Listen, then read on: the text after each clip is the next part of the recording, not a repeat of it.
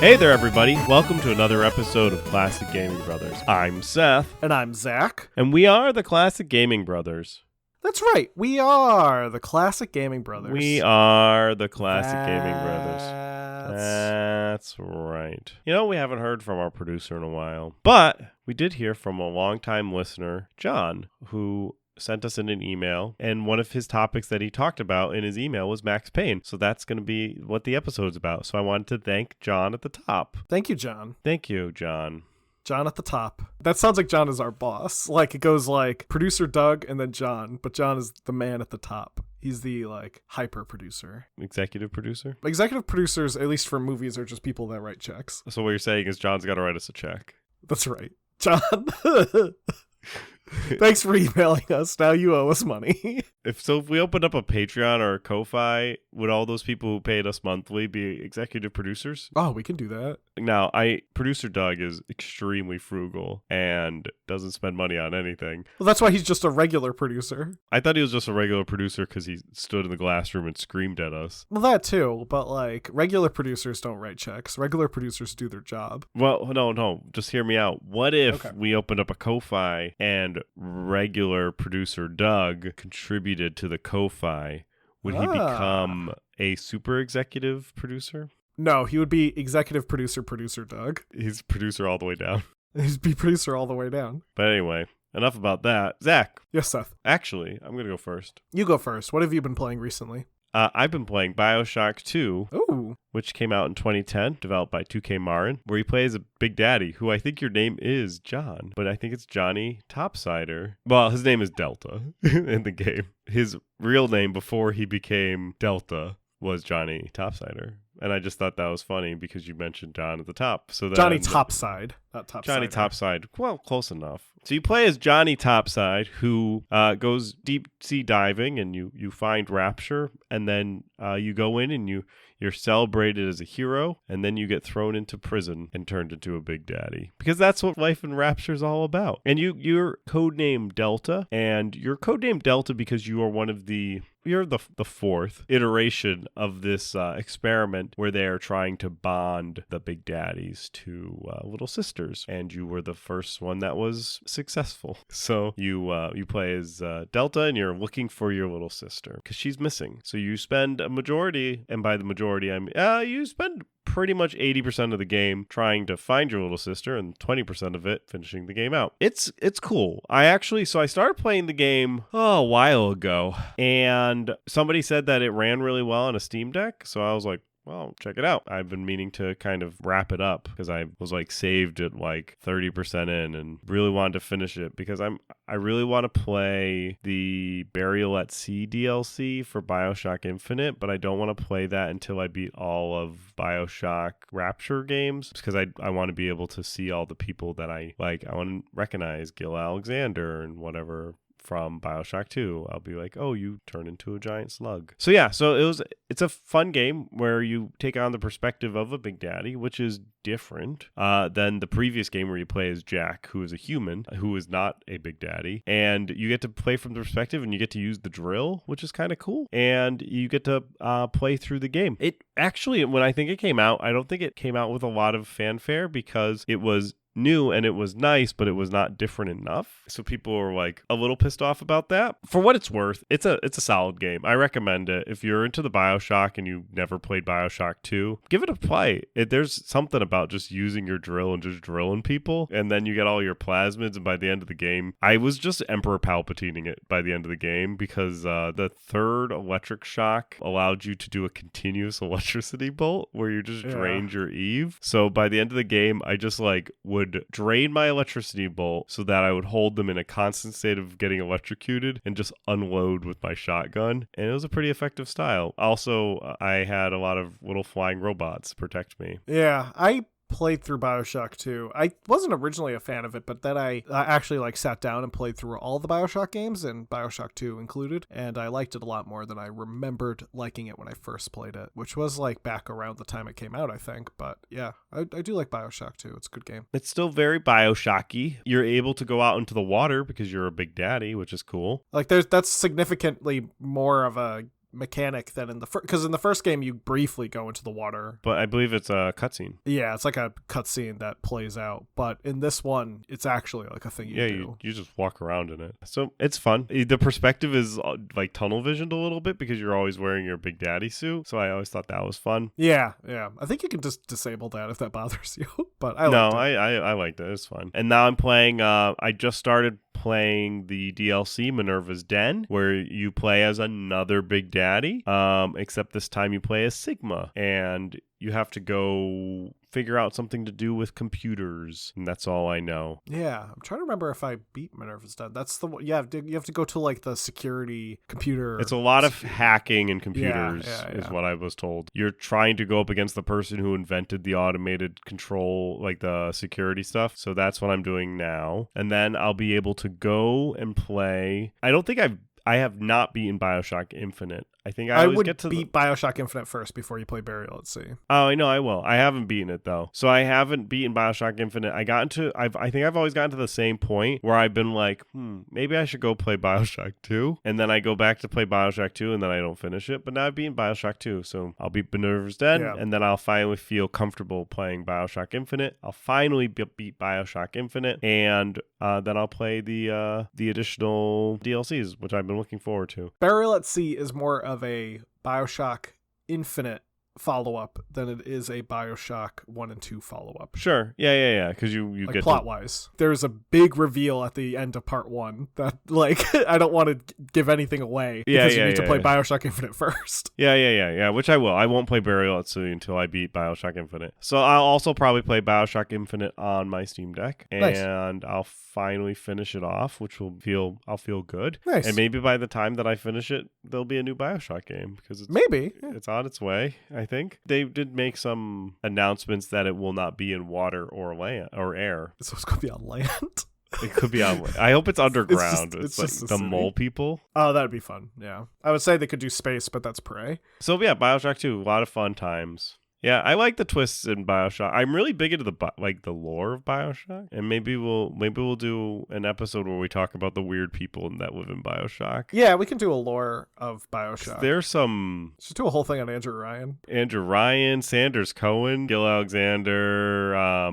What is his name? Yi Shouchung. Oh, Shouchung. Yeah. The inventor, the original inventor of the Big Daddy and the founder of Atom. Anyway, Zach, what have you recently been playing? I have been playing Call of Duty World War II, the 2017 game by Sledgehammer Games. I started playing this because Seth gave me access to his Steam library, which gives me access to about 500 plus games that I didn't have access to before. Oh, well, I did, but that's a different story. Like I had connection to your library and then it got disconnected and now it's back. We've both switched computers, which messes up connections. Yeah. But I was like, I'm going to play Call of Duty World War II because I like playing the campaigns of Call of Duty games. I don't play a lot of the multiplayer of Call of Duty games. I just like playing the campaigns, because I get kind of the experience that I want to get out of the Call of Duty games, and then I get kind of a schlocky action story. The stories are never riveting, so it's always excuse me? The original Call of Duty and the expansion pack were probably the best story ever. What I mean is, if I want a game that requires some thinking when it comes to the lore, I'll play BioShock. If I want a game where I can shoot Nazis, I'm going to play Call of Duty or like Wolfenstein. But in any case, I was playing Call of Duty World War II, and I thought it was for the first time. However, after about the third or fourth mission, I realized I've already played this game, and I've already beaten it. I just completely forgot that I played it.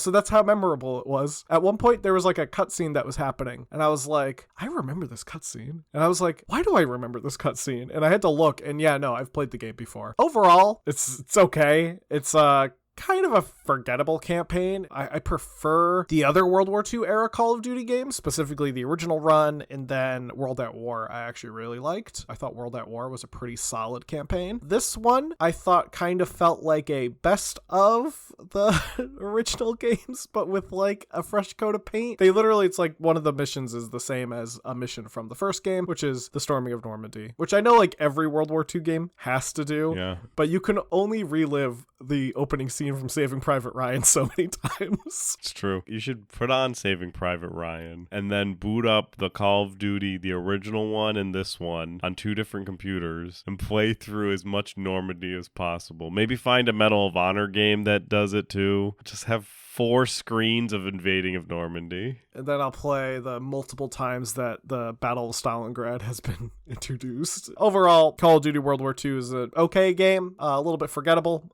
for the fact that I forgot it. And I was kind of hoping for something new. Alas, I did not get something new. So I don't know if I'm probably not going to continue playing it. I think I already deleted it from my computer. You deleted it from the internet? It's like, it's out of here. Who knows? Maybe I'll play World at War again. Anyway, today's episode, we're going to talk all about Max Payne, as we alluded to a few times. Max Payne is a great game. It's a game that I think I originally played via my friend's original Xbox. Yeah. I'm pretty sure one of my friends had it on the original Xbox. I had it. You had it on PC, right? I did. I had it on PC. I do not believe that I owned it on PC. So I don't know if I was allowed, because when it came out, I would not have been allowed to buy it. But yeah, I definitely played Max Payne. I think I own it now, legitimately. In any case, Max Payne was developed by Remedy Entertainment. Remedy was a company that got their start in 1995 in Espoo, Finland. The company was founded by various different demo scene members who were inspired by Bloodhouse and Terramarchy, which was the first Finnish commercial game developer. The company was founded by Samuli Saivahoko, Markus Mäki, Sami Nopanen, John Kavelev, and Sami Van Holtolo. I see why you took this part. That was the best I could do at Finnish names. They set up shop originally as the first offices of Remedy Entertainment in Samuli's parents' basement and began to work on their first game, which they called High Speed, which was going to be a racing game. Around this time, they managed to get in touch with Scott Miller, the owner of Apogee, and pitched the game to him. And he proposed the idea of adding combat into the game. So they did, and they created Death Rally, which was eventually released by Apogee Software in 1996. Yeah, I think we actually mentioned Death Rally in a previous episode. I think, yeah, we definitely have. Now, during development for Death Rally, they wanted to bring on a voice actor for the game. So they hired Sami Antero Jarvi, who is better known now by his pen name Sam Lake, to do some voice acting in the game. Sam would remain employed at Remedy and became their creative director. Now, Remedy did run into some early legal issues, specifically in 1998, when they received a cease and desist from LucasArts, who claimed that they had stolen the top part of LucasArts' logo for their logo. However, Remedy was already in the process of redesigning their logo, and they just unveiled their new logo in 1999, which looked less like stolen LucasArts artwork and more like the letter R with a bullet in the center. So, like, the LucasArts logo is a guy with his arms up, and it has, like, a sun, like, stretchy thing. The old Remedy logo is the R part looks like the guy doing the stretchy arm thing. So LucasArts was claiming copyright over people putting their hands up in the air? And like a sun artwork. If you look at them, they are very similar, in all fairness. Yeah, and then Remedy was like, nope, now it's just an arm with a bullet. Because they were releasing a game called Death Rally, so they thought it would be more appropriate. So Death Rally scored fairly well, receiving a 8.5 out of 10 from GameSpot. After the game was released, Remedy got to work on their next game. They pitched the idea of a space shooter similar to Descent, and they pitched a racing game, and they pitched an isometric shooter. The isometric shooter was called Dark Justice and was ultimately the idea that Miller chose to fund. Miller had some conditions though. Specifically, he wanted to have a game that had a strong protagonist, similar to Duke Nukem. He wanted the game to utilize 3D graphics, and he didn't want the game to be called Dark Justice. He thought the name was bad and was too quote-unquote adult. The team came up with a few different ideas for a name, including not Dark Justice, but Dick Justice, and Max Heat. Now, so Max Heat, which was that just when you turn the thermostat all the way up? I guess so. That was popular enough that they trademarked the name, but ultimately they changed it to Max Payne, and Payne is spelled with a Y, so Payne, which is humorous because I don't know if we mentioned this, but if you play in the Max Payne game, he takes a lot of painkillers. He does, yeah. That's like a reoccurring thing. It's your health restorer is painkillers. Both the name Dick Justice and Max Heat would be mentioned in Max Payne 2, one being a TV show and the other being a porn film, and you could decide which is which. Spoiler alert, Dick Justice is not the porn. You know, it'd be cool because Max Payne's like this ex-cop guy. He's like, like this like washed up. You know how they did like Half-Life and then Barney? They should have done Max Payne and then Max Heat and had like a simultaneous story where you play as this like straight edge cop who's just like trying to keep track of his buddy who's like off the deep end. Or better yet, you play as Max Heat, who is the porn actor looking to be in a Max Payne porn parody, but needs to follow Max Payne around to learn the role, and you get caught up in action sequences. The game took inspiration from the recently released movie The Matrix, which came out in 1999, and various Hong Kong action films, especially the films by director John Woo, such as Hard Boiled, The Killer, A Better Tomorrow. And taking inspiration from these, they included things like bullet time, slow motion, and akimbo weapons, so Max could dual-wield pistols or dual-wield SMGs. Which I think he's one of the first dual-wielding peoples out there. At least in video games, yeah. Yeah. Yes.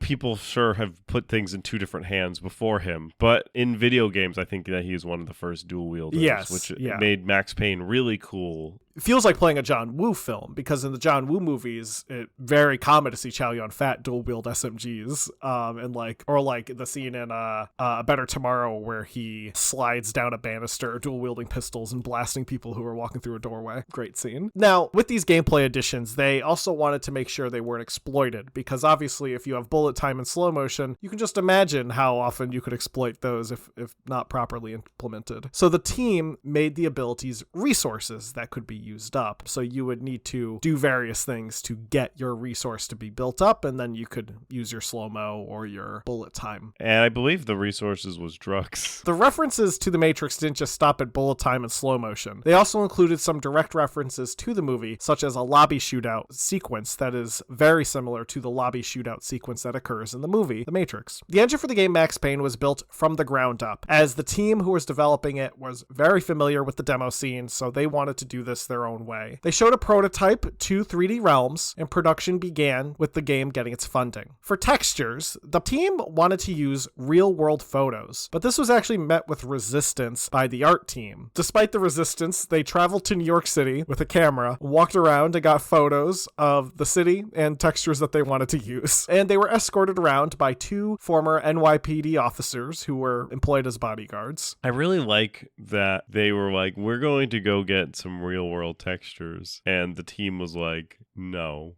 And they're like, too bad, we are about the tickets to New York. Peace. Now, the game was still in development throughout 2000 as they continued to work to refine the game's graphics. Now, who would be Max Payne? Well, the decision was to use the writer of the game, the guy who's been hanging on and somehow became the creative director, Sam Lake. He would not only go on to voice Max Payne, he was also the face model for Max Payne. So if you ever look at Max Payne and go, that man looks like he is a tortured individual, know that Sam Lake out there is hopefully not as tortured. Now, Sam's idea for the story started with the archetype of the private eye, but used that as a springboard into what he referred to as a deeper, more psychological story. Now, what's cool about Max Payne that I always loved when I played it, even as a kid now, is that it's told through a series of graphic novel panels instead of traditional cutscenes. And there's also a narration of Max Payne, kind of complaining about his life, making the game come off as more neo-noir. It's just really cool because this time period that Max Payne came out, in-game graphics weren't perfect, and there was this period of time where you would see really nice, sometimes the games would make like movie cutscenes, and then they would revert to the game, and the game would be the graphics of the time, so it would be kind of jarring because you'd be like this real movie of whatever the situation is, and then like a polygonal dude with like, just not that great graphics. It's like, yeah, like a square-headed man. Square-headed man, yeah. But Max Payne had graphic novel format. So it was kind of cool because it kept you into the same mood as the cutscenes unrolled themselves, as it were, but it didn't necessarily make it like, it was more immersive, I feel like, because you like were reading this graphic novel and then you were kind of almost playing in this graphic novel. But the graphics were still in the game, they were still realistic. It wasn't like cel shaded graphics, which would be really cool. But the game would go on to be released for the PC in 2001 and was later ported to the PlayStation 2, the Xbox, the Mac OS, and then even the Android and the Game Boy Advance. Yeah, the Game Boy Advance version is pretty impressive looking. It takes on kind of an isometric third-person view, and you can definitely tell they put a lot of effort to make the game look halfway good. I've never played it, but my understanding is it plays okay. Now, the plot of Max Payne is pretty dense. To kind of sum it up, Max Payne is a former NYPD officer who, while working as a DEA agent, his wife and daughter are murdered by drug users who are high on a new drug called Valkyr. 3 years later, Max is working undercover and he's in the mob, and he's kind of hunting for the people that control Valkyr distribution. And that leads him to kind of become in conflict with all these different mob bosses, various mob factions, and ultimately someone who is known as the Witch, who is kind of the main antagonist and serves as the main antagonist throughout the first game. At the same time, a contract killer by the name of Mona Sachs is introduced into the game. She is hired to kill Max Payne, but per the role of the femme fatale in noir films, her and Max develop a relationship, and ultimately she doesn't kill Max Payne because Max Payne lives on to be in 2 more games after the first one. She's kind of like Catwoman to Batman. She is kind of like Catwoman to Batman, and she is very much the femme fatale, which is the trope, as it were, of noir films where you have this woman who is both very beautiful but also very dangerous. The game itself plays in a third-person perspective, and as mentioned, features a bullet time and slow motion mechanic. Another mechanic is the ability to jump while dual wielding pistols and shooting. This is exactly as fun as it sounds. A lot of the games, at least from my memory, from when I played it, the opening part really teaches you that what you need to do is you need to go from cover to cover, and by doing so, you need to fly through the air dual wielding pistols and shooting people. Yeah, for some reason in my head, I feel like it cost more, whatever Max Payne uses to fuel his bullet time magic drug energy. It costs more of that to like slow it down to shoot versus I think you got it for free if you dived. Yeah, I'm pretty sure you do. So then there's like strategies where you just dive around everywhere. You don't move any way. You don't walk or shoot anybody. You just dive and shoot, dive and shoot, dive and shoot. And I really liked the ability. The best part about the diving and shooting is that where you move your mouse controls where Max Payne's body contorts. So like if you're diving forward and shooting, he's like swan diving forward. But because it's slow motion, you can kind of change. So then if you know people are behind you, he'll like pick up his body and shoot a little bit backwards. He'll like contort his head around to like shoot to the sides. And he just like moves his arms all in different directions during your slow leap through the air, which is I always loved as he like ragdolls throughout his journey. My favorite thing about the bullet time function is apparently in the Max Payne manual for the first game. It says, among the many innovations of this game is bullet time gameplay. It adds an entirely new dimension to action games, the dimension of time itself. We're not going to explain why Max can shift time in his favor. Maybe he enters a state of high concentration, like a fully focused athlete in the zone, and for him, time seems to slow down, with adrenaline pumping through his veins, forcing his body into higher gear. The bottom line is, Max can do it. But even better, in Max Payne 2's manual, it just says, bullet time allows Max to slow down time. So there is some logic to it. If you've ever been in an experience where you're about to be hit by a car, time will slow down and you'll be able to react quicker. However, you will like not remember what color the car was and stuff like that because your brain has an ability to save your life to like hyper focus into something, and you perceive time a little bit differently during this hyper focus moment. And it's a true thing that humans can do because our brains are weird. So maybe it's just that where Max is just experiencing that over and over again. He just gets that feeling every time he dodges out of behind a wall. He's just like ready to go at any point in time. He just controls his brain. But yeah, so it is grounded not in, I wouldn't say it's necessarily grounded in fact, but it is something that our brains, something similar to it does happen in real life because of our brains being the weird meat sacks they are. Yeah. Another interesting thing actually about the game is the game is kind of smart. At least I know the Xbox version did this, but if you weren't doing very well in the game and you kept doing badly, the game would automatically adjust your difficulty for you, which a lot of modern games will do that now, or at least give you the prompt. And Max Payne was one of the original games to offer this function, which I think is pretty innovative. I mean, that's great that, it's like, hey, you're doing really hard at this level.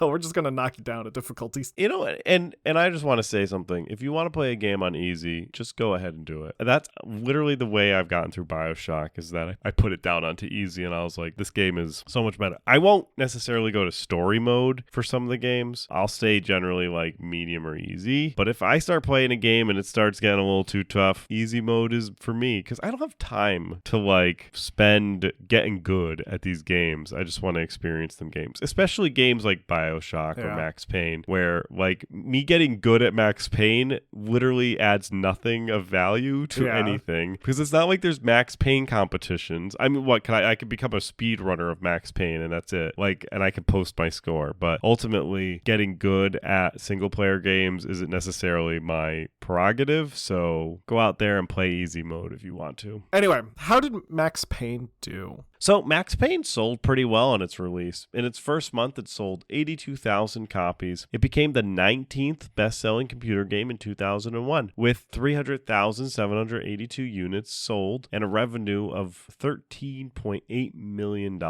And by 2006, the PC version had sold 430,000 copies, and the PS2 version sold 1.6 million copies. The game also scored very well with 4.5 stars from GamePro, 9.2 out of 10 from GameSpot, 9.5 out of 10 from IGN, and 4 stars from Next Generation. The game won the Best PC Game of 2001 BAFTA, which is the British fancy awards for the British Academy of Film and Television Arts, as well as IGN's Reader Choice Action Game of the Year, 2001 Reader's Choice Best Story, Best Graphics, and Best Sound, all for IGN. People liked Max Payne, which is why, Zach, were there any others? There was a sequel, Max Payne 2, The Fall of Max Payne, which was released in 2003, and a third game, Max Payne 3, which was released in 2012. Both games, from what I can tell, scored fairly well. I think people disliked Max Payne 3 the most, but liked them all. But even like disliking it the most was like, it got like a 7 out of 10 instead of a 9 out of 10 sort of deal. And a remake of the first game is currently in the works, last time I heard.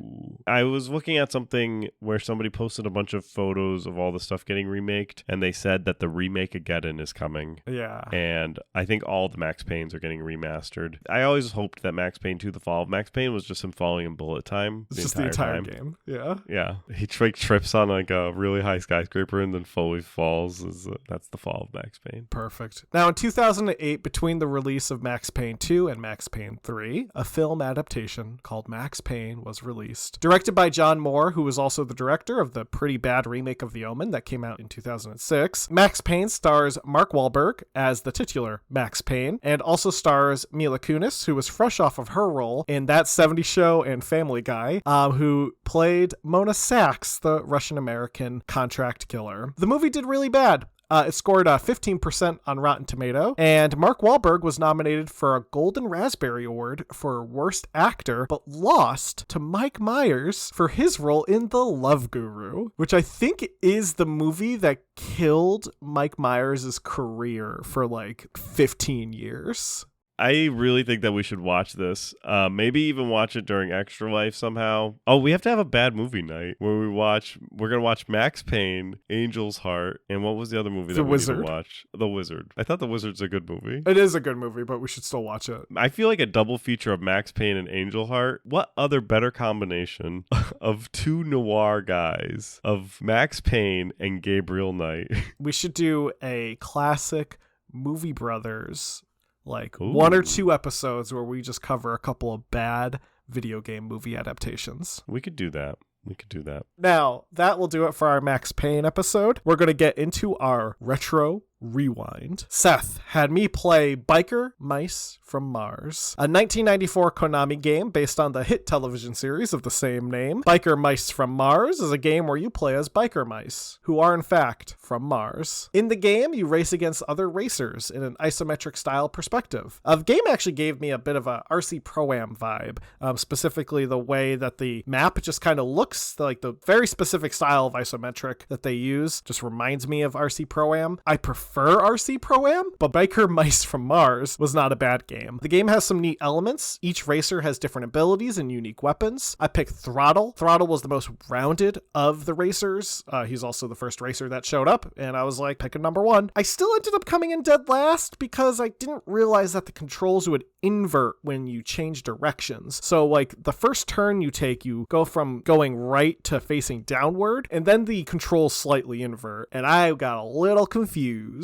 But once I figured that out, it was a good time. I had a good time playing the game. It's a Konami game, so the visuals and music are absolutely astounding, and there is some like digital voice samples, not a ton, and apparently the game was originally critiqued back in 1994 for not having enough digital voice samples. Overall, it does hold up, but I prefer RC Pro-Am. Next week, Seth, you can play Animaniacs for the Super Nintendo. Oh, fun. Zach had me play Wario Land Super Mario Land 3, which is always just fun to say. It was released for the Game Boy in 1994 and was developed and published by Nintendo. In the game, you play as the titular antagonist, Wario, and you are going through a 2D side-scrolling adventure. You have to go through the levels and collect coins, and the more coins you get, the better ending of the game you have. So you get to have your castle at the end, and depending on how many coins you gather through the game, makes the different castle. And the game will even tell you, try harder if you don't get enough coins. And in order to progress through each of the levels, you need to get at least 10 coins to make one big gold coin so your pirate mole friend can open the door for you. The game also has a couple of transformation abilities in the game, kind of like how Mario can get a flower or a frog costume. Wario could get a bull costume, which made it easier to destroy things and make shockwaves.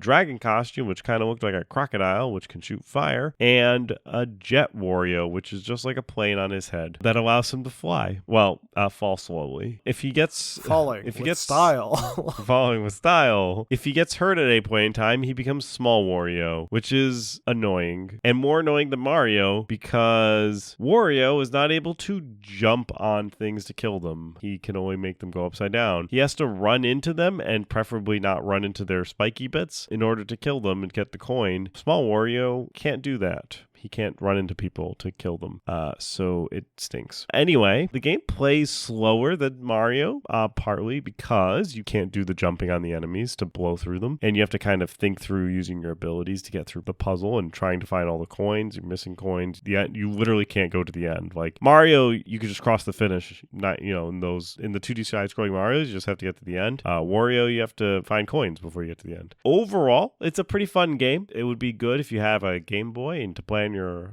long car ride, or definitely should put it in with your ROM collection if you're looking to have something portable to play.